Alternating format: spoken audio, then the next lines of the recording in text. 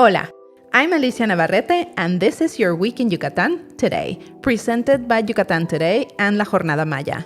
Every week, we bring you Yucatan's local news in under 10 minutes. Only local news, featuring news you can use and a quick summary of recent events. This week, a company policy leads to a bizarre altercation in downtown Mérida. A local restaurant loses over 400,000 pesos to a phone scam. It's official. Real estate agents in Yucatan now need a license. Did you know Mérida City Council has a trap-neuter-release program? An update to last week's Va-y-Ven bus disruptions. Let's get started. An unusual scene unfolded at the Selle shared van stop this week. On Monday, surveillance video and user reports surfaced online, showing two women assaulting a transportation company employee with a broom. They had reportedly been told there was no room for them to board a van leaving Mérida for the village of Selle. Local vans and buses often have a policy to deny service to passengers under the influence of drugs or alcohol. To avoid arguments, they'll frequently tell intoxicated customers that no seats are left on the units. That's exactly what happened on Monday. The two women who wanted to travel to Selle on what was the last van leaving for the day were told they would not be boarding. Upset, they argued with the employee, then proceeded to assault him by scratching his face and hitting him with the handle of a broom found on the premises.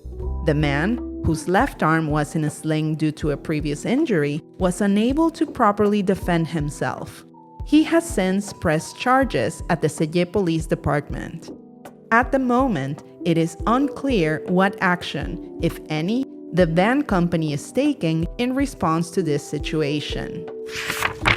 A sophisticated phone scam recently led to over 400,000 pesos in losses for a local roast chicken restaurant. Late on Tuesday, the night shift security guard at a Pollo Brujo restaurant in Garcia Jimenez received a phone call from a man claiming to be a company executive. Over the course of a call that lasted an astonishing 7 hours, the caller meticulously instructed the guard to empty the restaurant's safe, hand over portions of the cash to rideshare drivers, and make deposits via ATM. It wasn't until the end of the lengthy call that the guard realized he had fallen victim to telephone fraud and immediately flagged down a police car. Authorities are once again urging the public to always verify the identity of anyone requesting money be moved or transferred. Phone scams remain a common crime in Yucatan. If you receive any such suspicious calls or messages, contact 911 immediately, or for anonymous tips, dial 089. It's official. Real estate agents in Yucatan are now required to operate with a license.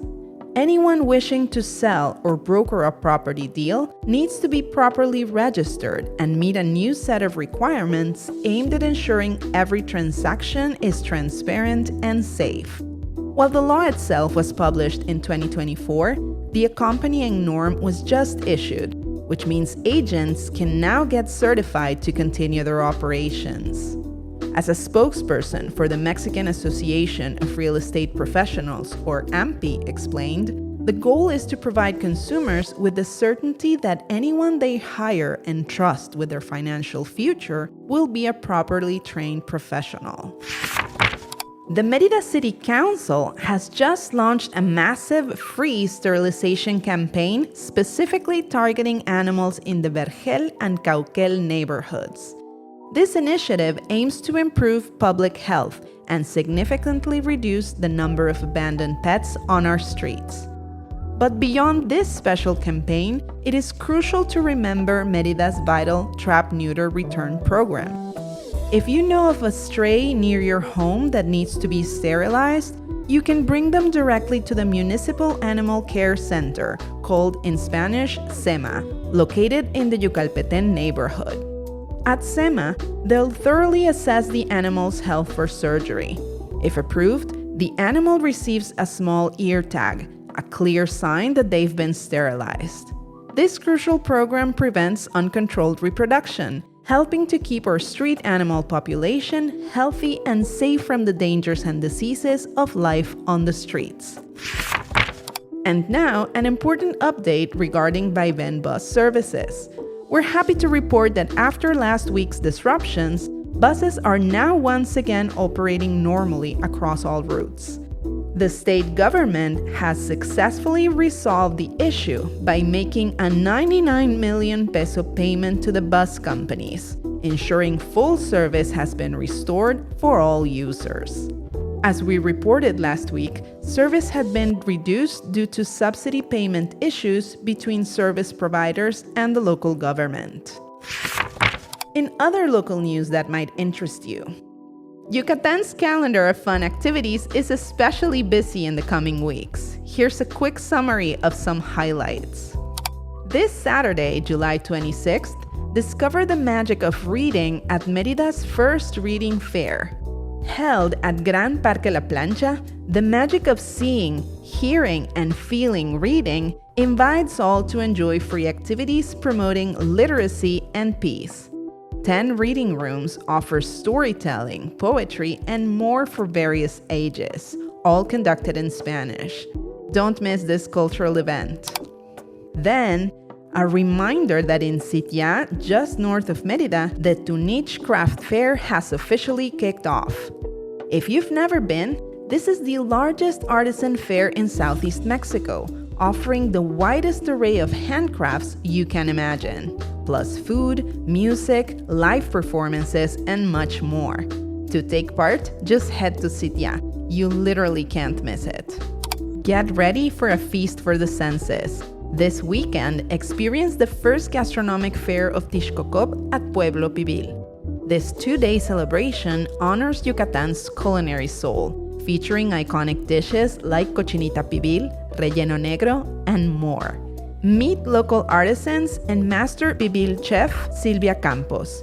It's a vibrant showcase of flavors and local talent. If you're in the mood for some fun in the sun, don't forget. 3 hours northeast of Mérida, the town of El Cuyo awaits with a beach festival taking place the weekends of July 25th through 27th and again on August 1st through the 3rd. For more details on these and more events, check out yucatantoday.com or find direct links in this episode's description. Each week, La Jornada Maya publishes a feature on one of the many native species that share the Yucatán Peninsula with us. Today, let's talk about the fascinating giant diving beetle, found right here in Yucatan's cenotes and ponds. These sleek dart beetles are masters of their watery domain, carrying an air bubble under their wings to breathe underwater for long periods.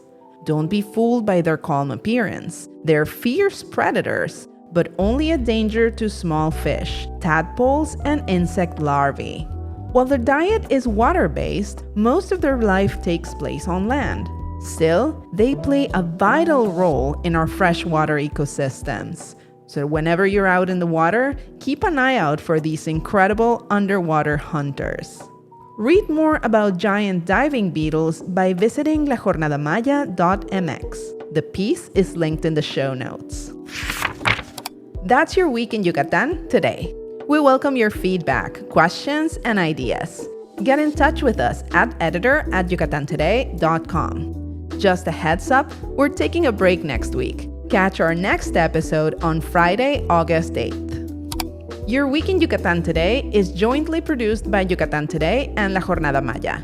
Make sure to subscribe, review, and recommend our podcast so we can continue to bring you a summary of Yucatan's local news in English. Yucatán Today is the Yucatan Traveler's Companion. Find our travel, culture, and food content at yucatantoday.com. La Jornada Maya is a print and digital newspaper with the most relevant information from the Yucatán Peninsula, Mexico, and the world.